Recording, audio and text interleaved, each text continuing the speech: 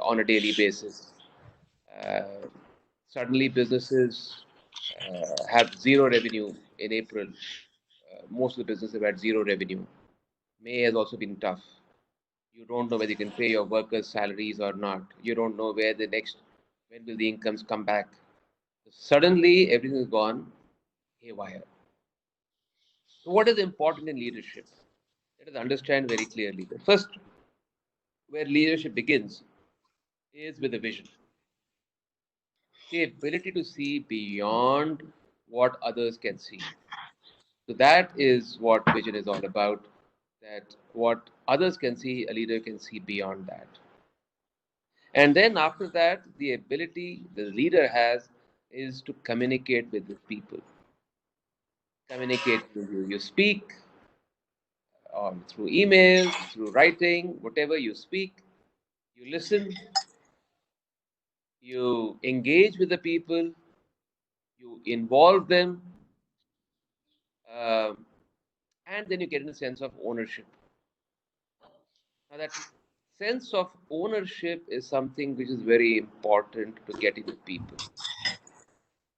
Uh, I think there's some background noise coming somewhere. So can someone mute that? There's some whoever is not muted there, please. Thank you. Uh, so when you involve people, a sense of ownership comes in everywhere. And what happens in a crisis? In a crisis, in turbulent times like this, there's chaos everywhere. There is confusion. There is fear of the unknown. I mean, everybody was scared about the corona. There is depression. People are getting depressed. Now, some of us are fortunate who have living in big houses, etc. We don't have a problem. But imagine somebody living in a small one-room or two-room house with two generations or three generations living in that house, and kids not able to go out anywhere. You will go mad, absolutely mad out there. Now, this is a situation when you have access only to TV and you have access to WhatsApp, social media. And what happens? There is negative news all the time. So there is depression constantly. You're closed up in your house. You don't know whether you will have a job. If you're a working person, you're an employee of a private sector company, you will not know that. You will have a serious problem. Just imagine that person, a businessman. If you're a small businessman, the worry again is whether you will survive through this, whether business will be available or not. So there is a lot of stress and depression. There's uncertainty out there. In this situation, the visibility from the leader that he is visible, he is communicating constantly, that becomes extremely, extremely important. To be visible, it is also important that you have information at your hand. So you have the right information, which means the leader has to be connected to better sources of information than just the newspapers or the television. You have to have your own independent analysis, and you have to have your own independent view of what's happening with the world, um, other than what the media is telling you. Let me give you an example of this corona. This corona thing is a problem for sure. It's a serious problem for sure. Is it as big a problem as people have become to fear? No, in my view, no. And which is why, right from the beginning, I was talking to my people on a regular basis that we need to be aware of corona, we need to be careful about the corona, but we don't need to panic about it. What do I mean by that? It means that you have to live your normal life. You have to take all your precautions. You have to wear your masks when you go out. You have to wash your hands. Take care of everything that you do. But yet, not panic. Because the fear is going to drive you into lowering your immunity. Look at the data. What does the data say? That the number of people dying because of corona is a very small percentage. And amongst those who are dying, at least in the Western countries, Indian data is still not as much clearly out, but in the Western countries, the people who were dying were mostly over 70 with other diseases, comorbidities, which means things like diabetes or cancer or hypertension. So they were already diseased people over 70 or 75 years old, and they were the ones mostly who were dying.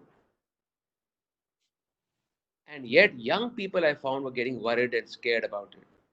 That I'll get corona. No, if you get corona, of course we might, because, and we must remember that corona is not going away. Any vaccine is at least 2 years away, at least, if not longer. So, and we must understand this corona is not going to affect uh, in 85% of the people who will get infected by the corona, they won't even have the symptoms. It'll be asymptomatic or very, very mild symptoms. So the number of people who will get it is very high. But the number of people who will experience something from it will be much lower, and somebody will be seriously even much lower. And the deaths in India are way lower than the rest of the world. So this is reality. This is data and facts. I'm just saying you need to be aware of that. Let me also share about that after that, you need to do assessment of the ground reality.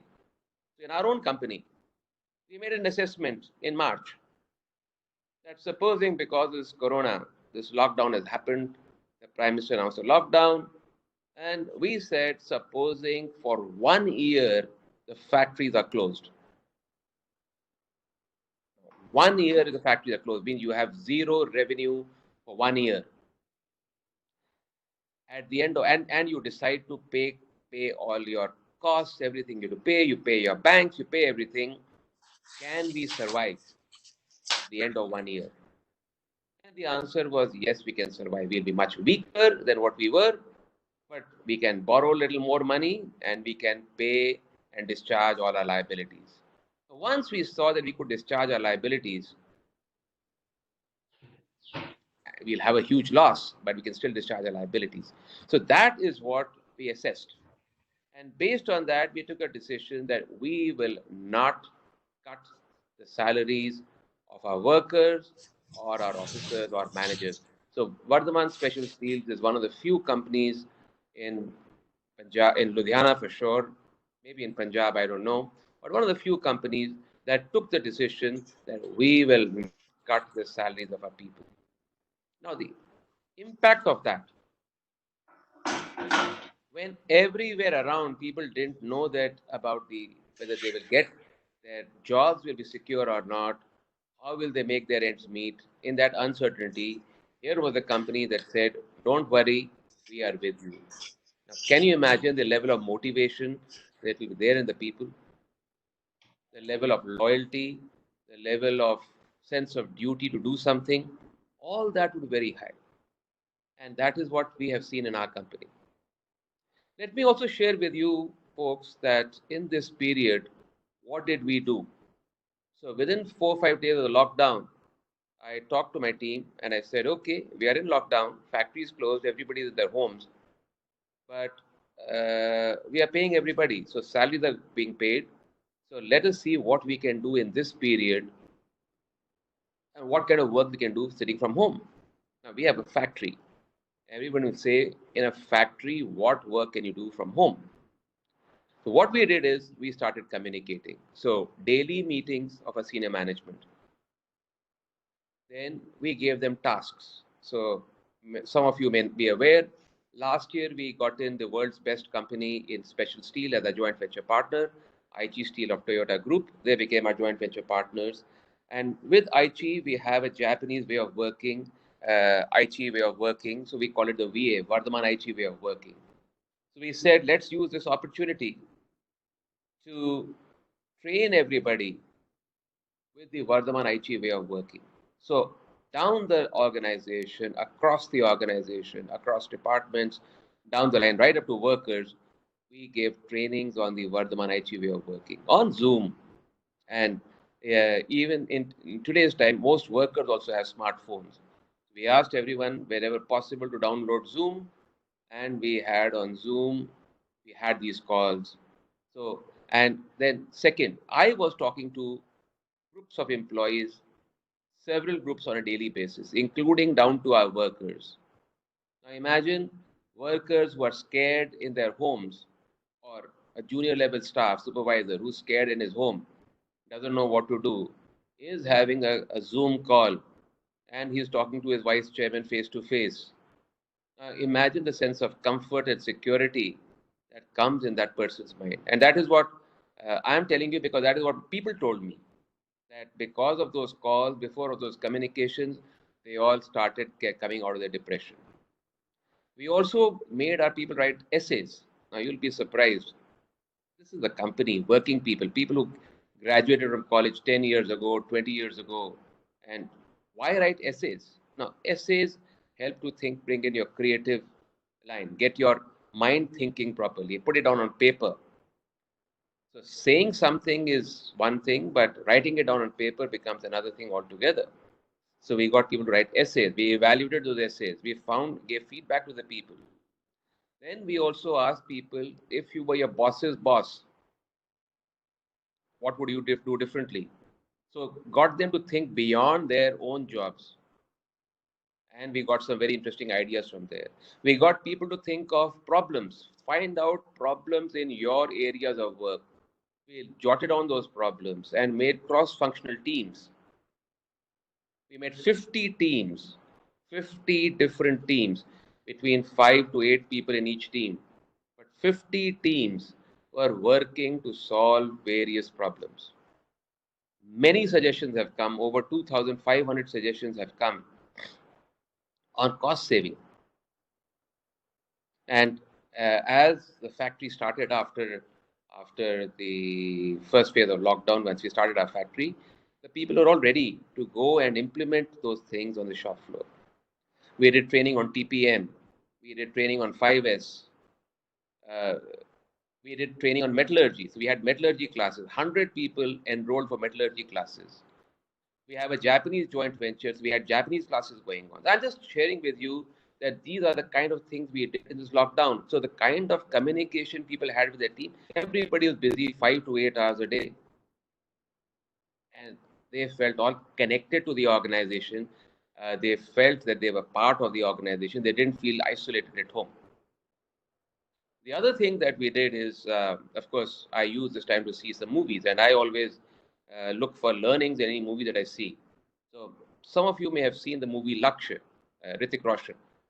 I think movie of 2004 or 2006 vintage. This is about the Kargil War.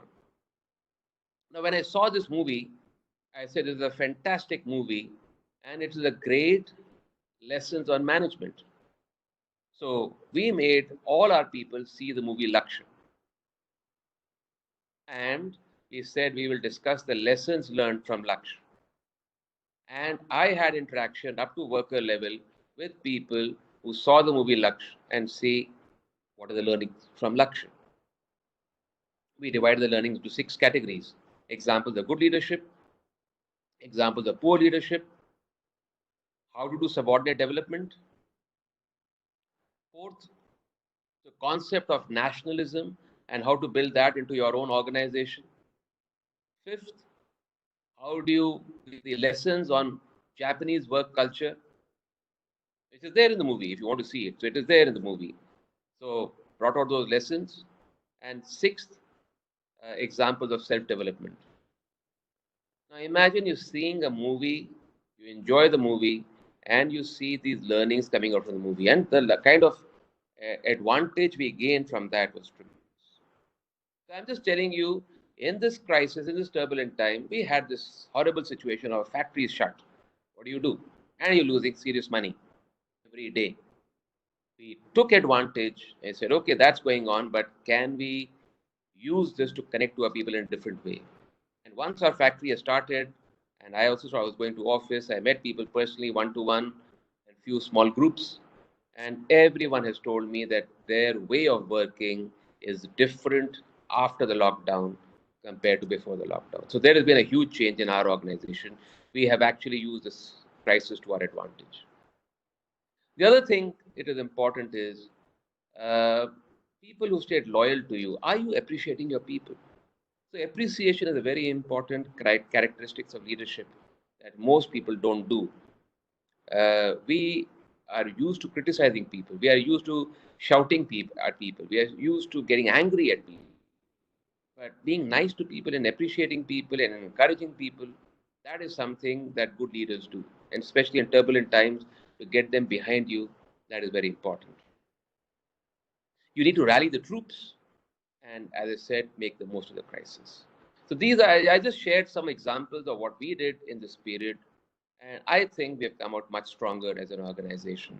Our people have learned efficiencies. Our people have learned to do things that they had never imagined they could do. And the motivation levels being high, that the way of looking at their own work is very different. They are seeing elimination, they're seeing efficiency improvement wherever possible. I think we will emerge much stronger because of this corona crisis. Let me also share with you how I look at leadership overall. So I have defined leadership as an acronym with the spellings of the word leadership. So L, the letter L, the first letter of leadership, stands for love. And leader has to be a loving human being. He has to be able to connect to people.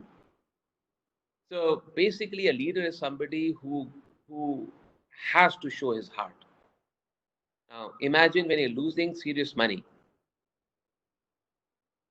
and everybody around you is cutting salaries and cutting people, and to decide that we will not cut salaries is a bold decision. So one, because I can see, because we are, God has been kind to us, we are comfortable people, we are financially very comfortable, our lifestyle doesn't get affected. But somebody who's a middle class person or a worker, his life gets affected if his salary gets cut. Now, when everybody else is doing something else and you decide to do something else, it's not easy because you are staring at a big loss.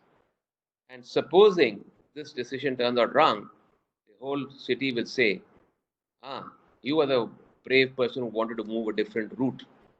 Look at you now.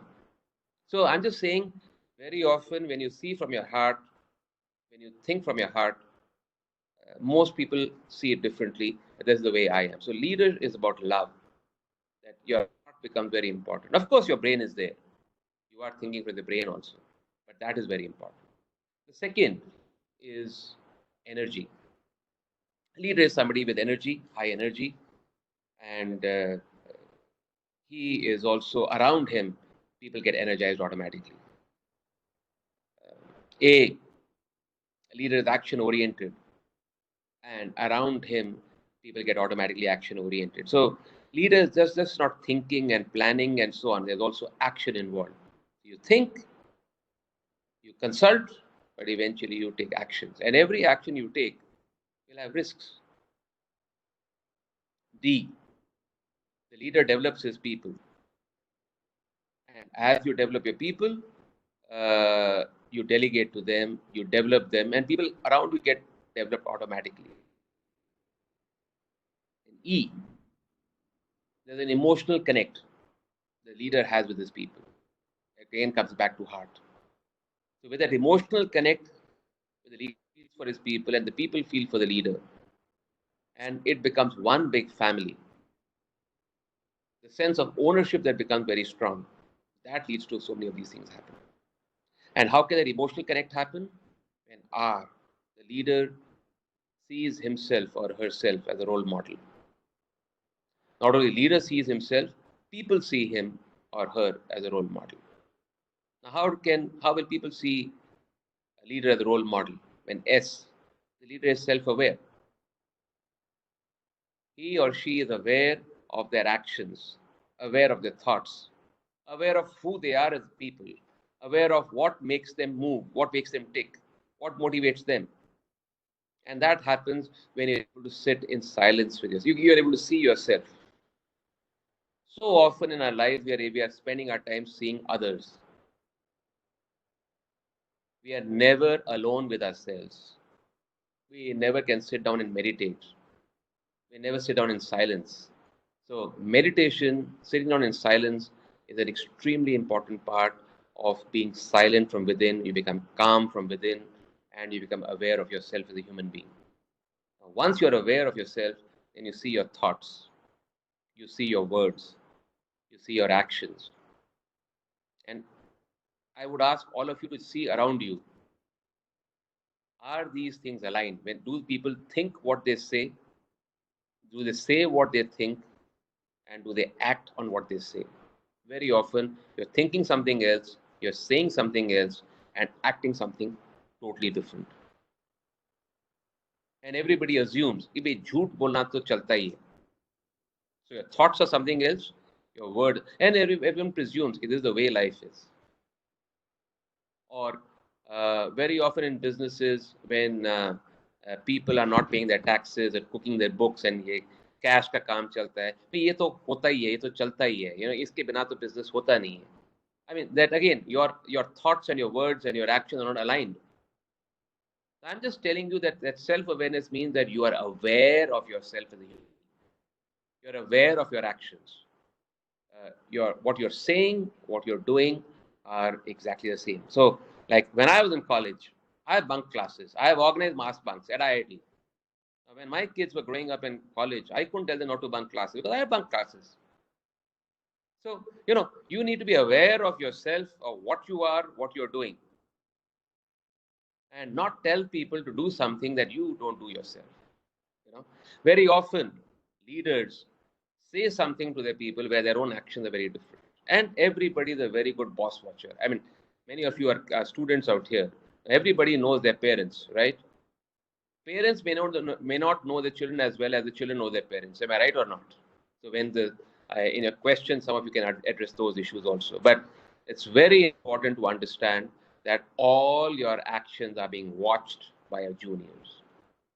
So please, that is a very important part of leadership, which is why I'm spending so much time on this. And especially in turbulent times like this, it is extremely important for the leader to be calm. If the leader gets upset and leader loses his cool, how can he expect his people to remain focused? So it's very important to be the leader to be calm, collected, composed, and be at total ease with himself. So that's self-awareness.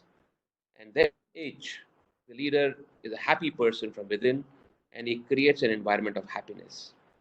And I, he inspires people.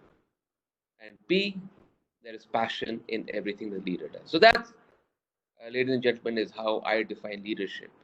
And in turbulent times, add to that leadership definition, a couple of things more come in, that you need to take charge far more. You'll be far more involved in the day-to-day monitoring of the situation, because the situation around you is changing on a daily basis, on an hourly basis perhaps. Rules on the government are changing on a continuous basis. So you are having inputs coming in simultaneously, and you need to be aware. You need to respond to that. And that is very, very important. And especially when there is fear and uncertainty, in that time, to be able to take decisions is not easy. So overall, I think as a country, we are going through a tough time. Our Prime Minister Modi, of course, has handled this crisis pretty well. He announced a lockdown very early. He urged the people, he communicated to the people. He asked people to respect everybody by giving respect to the fighters by those candles. He asked us to beat those the clap.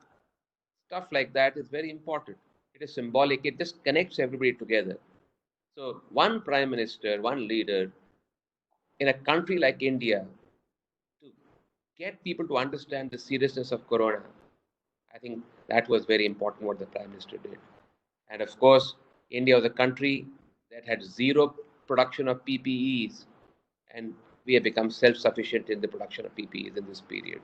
So many good things have happened amidst this crisis, and I think India will emerge a stronger country after this. So I'm very optimistic. Next 6 months are going to be tough, but I would see by October, November, maybe by January, we would see things to be improving. But yes, next few months are going to be tough, and for some businesses, way more tougher.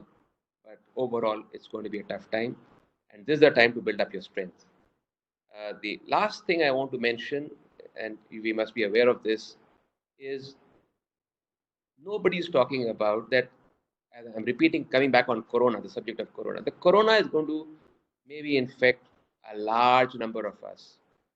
But the people it infects and where it hurts them is whose immunity is low. And to build up immunity, one of the most important things is to lose weight. So if you are overweight and you've been thinking of losing weight, this is the best time to lose weight. You have to have your BMI below 25. If your weight is high, the probability that you will get diabetes, the probability that you will get blood pressure, the probability you will get a liver problem, all that becomes higher. So in any way in normal life it is dangerous, but in times of corona it is it is suicidal to be overweight. So please, if one message you take from me, and this is the message I'm driving down very seriously in my organization, anybody who's overweight, I'm pointing out very clearly to that person, you need to lose weight. So please, for heaven's sake, lose weight. Second, sleep well. Third, eat well. So there are several foods which help you in improving your immunity. So please discuss with your dietitian, but a few things. Uh, Eat a variety of fruit, eat a variety of vegetables, eat variety of dals. These are things which significantly improve your immunity. Few other foods which improve your immunity. Adrak is very good. Lesson is very good. Haldi is very good. So these are some foods that you need to add. It's there in most of our diets, but if it is not there, please add to your diet. So please take care of your health and immunity. Please take care of your mind. So meditate very well.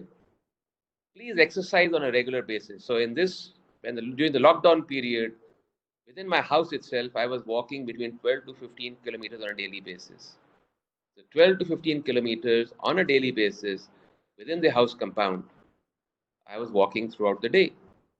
So it is very important to exercise on a regular basis. So exercise, meditate, eat well, think well. Ladies and gentlemen, it's been a pleasure talking to you. So I have finished my half an hour of talking as I had promised, and I would like more question answers. So I have the next 20 minutes to half an hour, as much time as you need, on Q&A. So thank you very much. Someone has a question to ask. You may kindly ask now.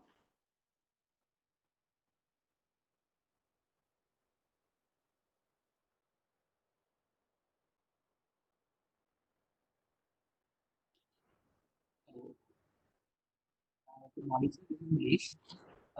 So my query is, because still not analysts are talking about how is I'm sorry, I can't hear you. hello, sir, are you able to hear me? Hello?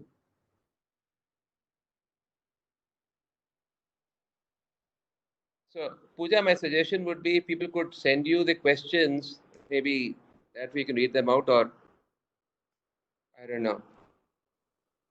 Okay, if someone is having a problem with the internet and if the voice is not clear, then you can put your question in the chat box.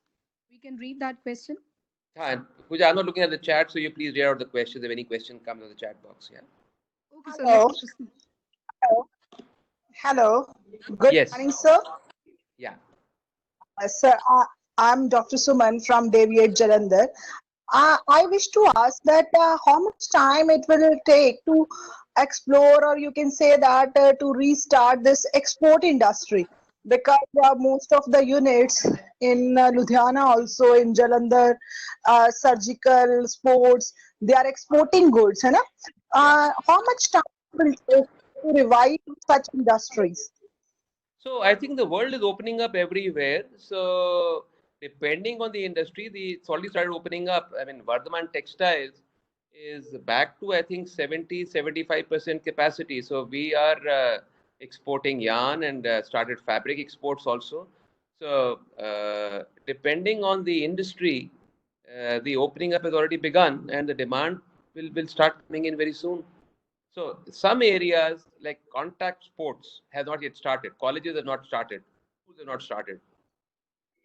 So sports goods may take a little longer than other industries.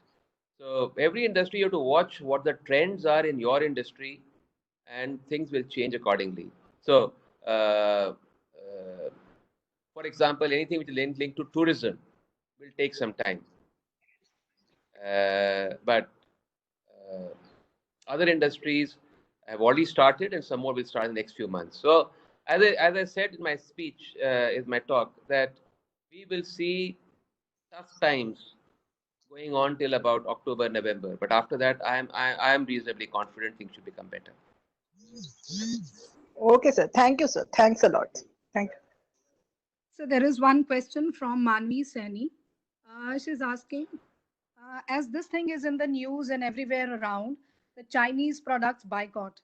So according to you, is India really efficient that it can produce products and can make the machines for production too? Uh, One, it is not easy to develop an ecosystem like the Chinese ecosystem. China has spent years in building its ecosystem. It has spent years in building the efficiency. So to replicate that in 6 months, 1 year is impossible. But let's say this should be the intent of people, and if that is the intent, then over time this can be built. Uh, the other thing is, compared to Chinese products, there are products available in from other countries. So if you want to take this seriously, you can say rather than using a Chinese product, I'll use a product of another country. So it's all an individual decision. But for the country, I think the opportunity is there that worldwide, many companies and many are looking at alternatives to China. So nobody is going to shift from China to those countries, but look at alternatives. So as you want to build alternative supply chains, there is going to be a huge opportunity for Indian companies to try to get in global partners who can help them get into those areas. However, when you try to get in partners, then you need to be a more professional in your approach. You need to be able to share ownership. And this is an area where Indians have not been too good in the past. So if you choose to become good partners, if you learn to become good partners, I think this is a huge opportunity for Indian companies. Okay. Okay, Manvi. I hope your query is resolved. You got your answer. And so next question is from Shivani. She's asking, sir, as you said, in this turbulent time, you paid salaries as usual. And so she's asking as you how you managed to give salary to your workers. We borrowed money. We will borrow money.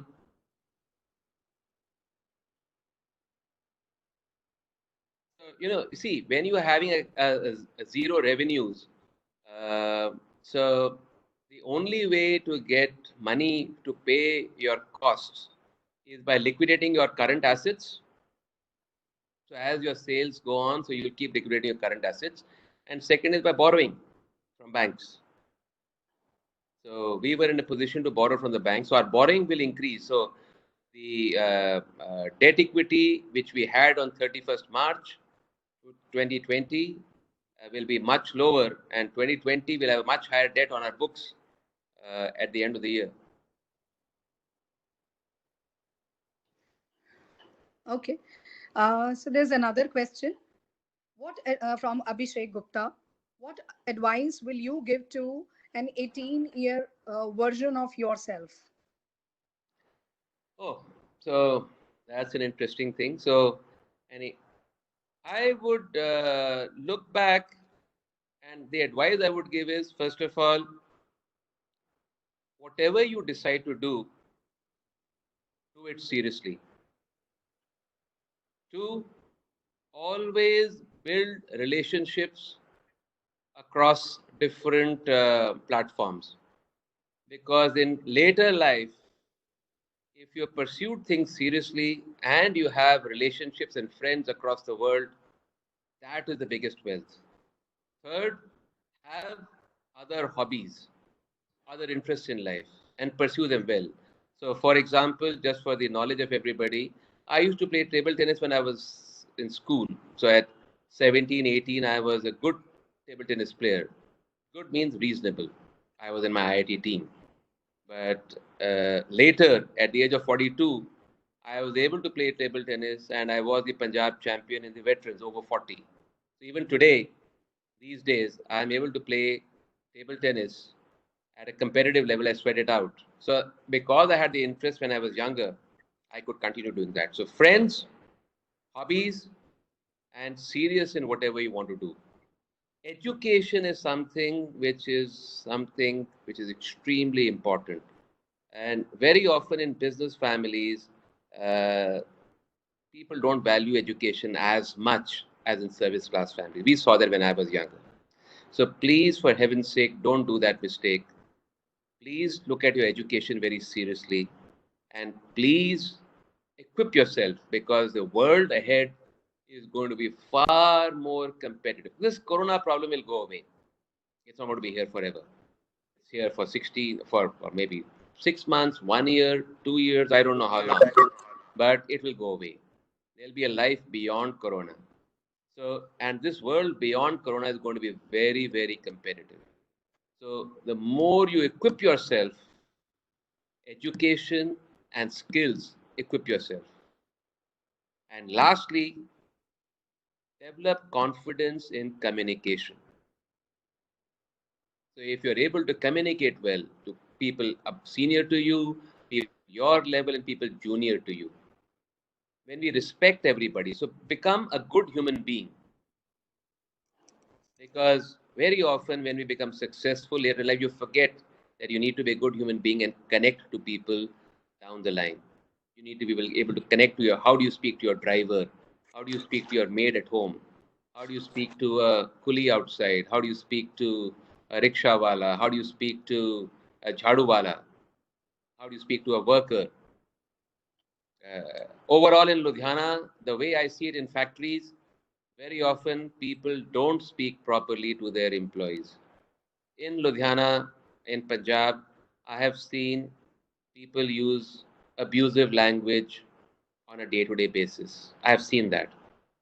Now, these are things that show that you don't respect people. So, if I was 18 years old and I was seeing this around me, my advice to you would be, don't use this kind of language, because you get into the habit, it becomes very difficult later on to come out of this habit.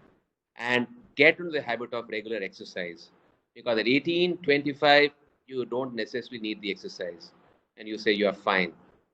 But at the age of 40, you need exercise, but then you're not in the habit of exercise. So get into the right habits at the right time. Learn to remain calm. Start meditating, because again, these are things that help you over time. So I have given you a whole gamut of advice. So there is another question. How are And sorry, let me just repeat that all that I told you, I was doing myself, except for one thing, except for meditation. So except for meditation, which I picked up much later in life, but everything else that I told you, I was doing myself. Yeah, go ahead, Pooja. Yeah, so there's another question, that is, how are industries dealing with the issue of migration of labor or workforce? There was some other. There is other noise out here. I can't hear. Sorry, Pooja. Repeat, please. Yeah, yeah. How are industries dealing with the issue of migration of labor or workforce? So first of all, I know about ourselves that we don't have this problem of migration, because we took care of our people in this period. And if, in fact, anybody was talking to me in this time, I told everybody that please take care of your people, because in this difficult time, if you don't take care of your people, how do you expect them to have a loyalty to you? So, and there are categories of people. There are some people who really can't look after their people, which is understandable. If you can't, you don't have the money, then you can't do it. But I was shocked. There are many people who are very rich, very well off, and still did not look after their people. So that is something that I have very different views. That, I mean, if you are well off yourself and you are financially strong and you did not look after your people, how can you expect your people to be loyal to you? So, but what has happened has happened. So my suggestion would be to connect to your people now, promise them security for later. Three, start investing in multi-skilling your people. So if you have a shortage of people, you'll find you if you can train them to work in different machines and different departments. So because even today the utilization, the requirements are not as much. So factories are running at low capacity. If the factory is running at low capacity, the few people that you have, train them in multi skills, and then that is the way that you will be able to run your factories, run your operations. But So my one, belief is that this is the time to change the way we deal with our people. It changed the way of how we speak about our workers. I hear this term so often, ye paiye, and you respect, and paiye is not a term of respect. It is looking down on people. So we need to understand that they are all human beings, and they deserve respect, and they deserve our affection, and just because they're human beings, that's all. So we need to look at people with respect, involve them, make them feel this is their own, communicate with them, and we will see that we can emerge stronger. So there's enough opportunities to learn from this. Yeah, Pooja, go ahead. That's so there's another question which is showing that a student is really following you because he wants to know as to what are your spiritual goals. I don't have any goals, but let me tell you one thing that spiritually, uh, there are some moments I get angry. So my spiritual goal will be that all the negativities in me go down to zero. So any anger, frustration, jealousy, uh, envy, so all these things, they go down to zero. Ego. So all these things go down to zero. So that is my spiritual goal. So fortunately, I don't get angry very often, or even get angry or upset. It's not very often, and even when I do get angry or upset, it stays there for a very short time. So, but why should I get angry even once? So that is my goal. That why should I get angry at all?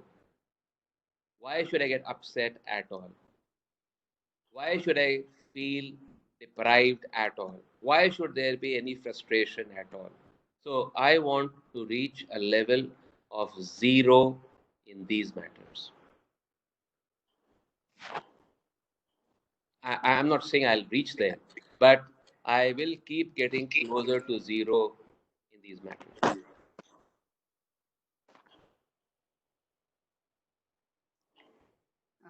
So may I ask another question now? Yeah, please go ahead. Sir, this question, what is going to be the emerging geopolitical scenario effect on globalization? I think So Mahesh sir has asked this. first of all, this is not my area of expertise. So, but let me share a few things that uh, I'm observing. Okay. So, but please remember this caveat that this is not my area of knowledge. So, what I'm seeing is, first of all, let's understand very clearly. People in India like to believe we are a world power. We are not just now. Okay. So we must understand China and USA are the big powers. And the next 20, 30 years is going to be the rivalry between China and the US.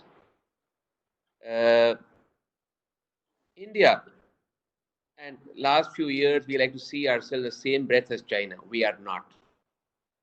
So, what is going to happen is a lot of countries are angry against China. And the US, in my view, has made a huge mistake in being so dependent on China. China today is the manufacturing factory of the whole world. In many industries, they have 50% market share, 30 to 60% market share of the world in that industry. So China can have a huge impact on the rest of the world. So it is important for the world to reduce the reliance on China.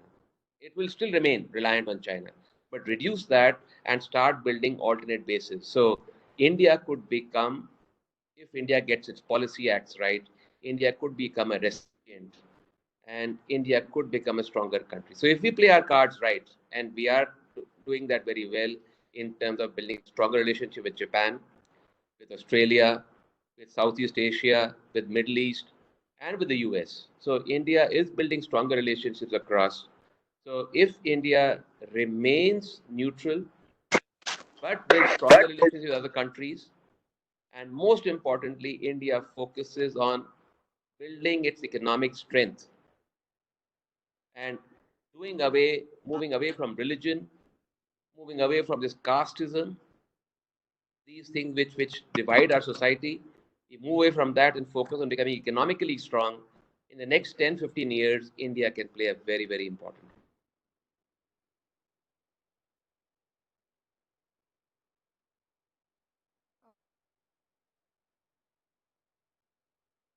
Uh, Hello. Yeah, go ahead. What will be the effect of current situation on migration of students to other countries? You see, our problem is that we see things as they are now.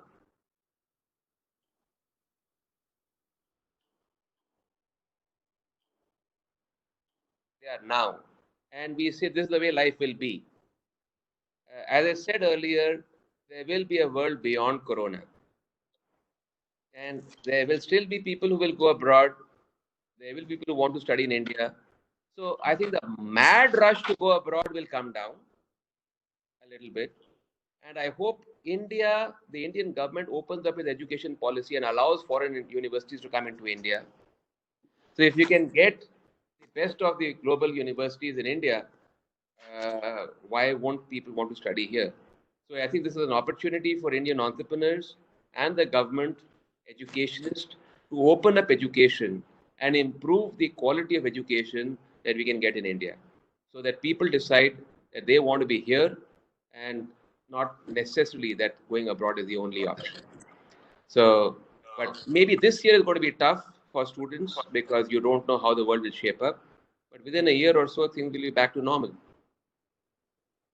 We'll learn to live with this.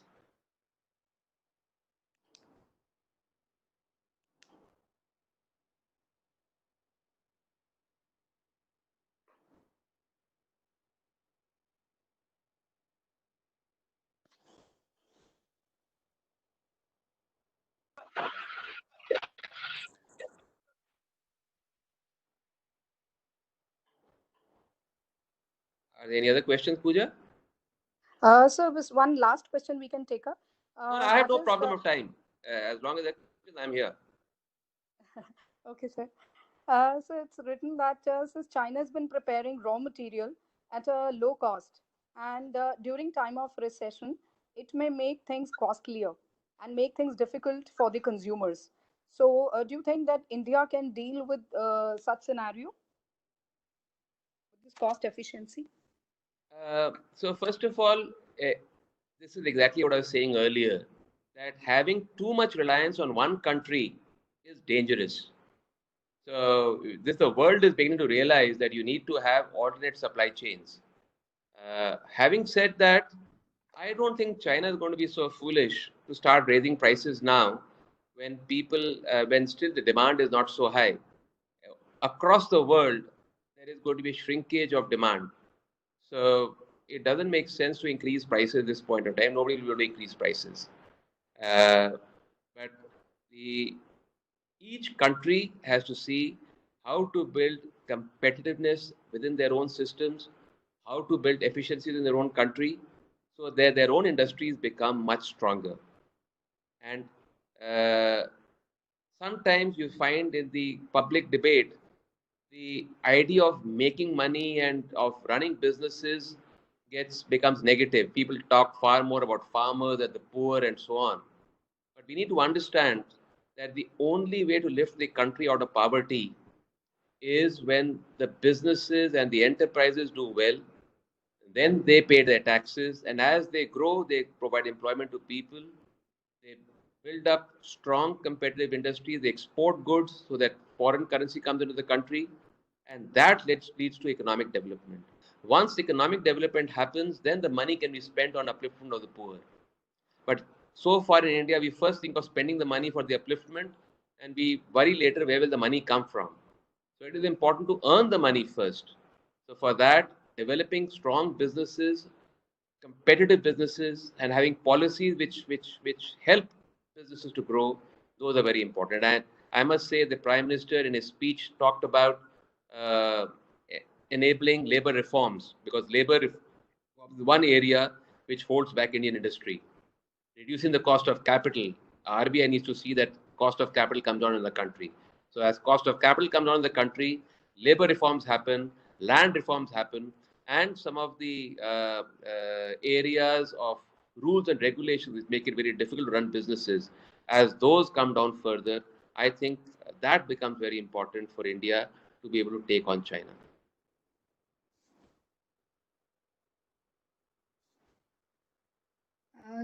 Sir, a student is asking that although the demand has fallen across industries, but is Vardhman Special Steel having any plan to go for higher capacity utilization in near future in this scenario?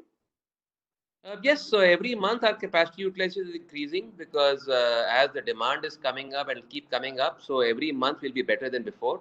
And we will very soon plan our next expansion, because as I told you, this current times is going to be bad only for maybe 6 months, 8 months or so. It's a short term thing.